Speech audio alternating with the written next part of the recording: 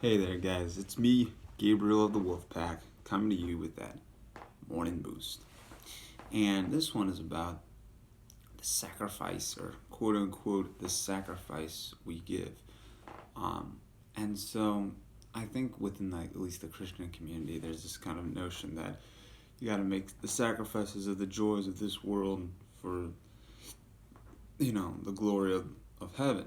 And it seems like we're often conflicted because it's like, man, I don't want to give up these things because it seems like, okay, you just have to live a miserable life in this world and then your glory is had there. um, and I think that kind of rattles or doesn't necessarily sit well with a lot of Christians. And also there's that passage in that Paul talks about how it's like, make your bodies acceptable sacrifices unto the Lord.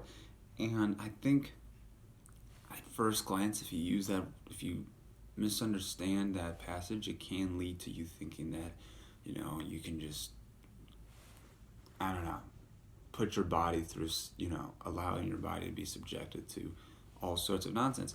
But the real thing, when we look at that, the sacrifice that's asked of us is that we merely just give up all suffering, all sense of loss and sadness, all anxiety and doubt, and freely let God's love come streaming in into our awareness and healing us of pain and basically giving us God's eternal joy. And if you think of it like that, we can gladly sacrifice that. Have you ever just in actuality given up fear? It seems silly because it seems so ensnaring, but I feel like sometimes when you find yourself in those situations where it seems very prevalent too, you just give it up. It seems weird. It seems weird to say, but just in your heart, in your mind, you know. I think what entails it is allowing it to be like. I think the fear comes when we're like, oh God, it has to be this way, that way, and we start trying to put all the rules. But to simply say, because here's the thing: when something happens, it happens, but it's our interpretation of the situation that dictates how we're going to feel. Someone could get a C on a test, for instance, and to them, that's awesome. They passed. For others, oh my gosh, they may act. I can bet you some have actually committed suicide because they did not get their perfect A's that they were wanting because now they can't get into Harvard. That kind of thing. And that sucks. But it's one of those things that shows how, it's our interpretation of the situation. And that's why I've said, let things be exactly as they are. And if you remove that fear, it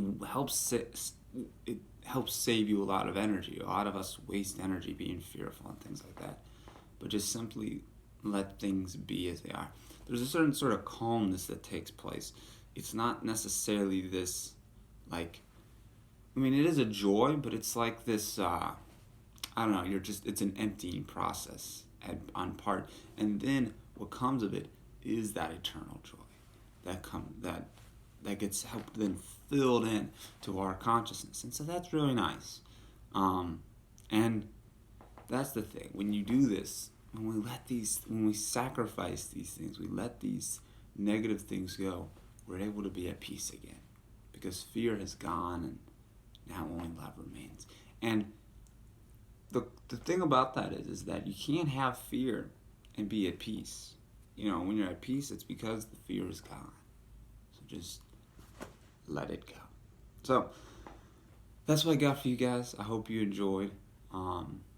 Comment, rate, subscribe, all that good jazz. And yeah, that's it. So, okay.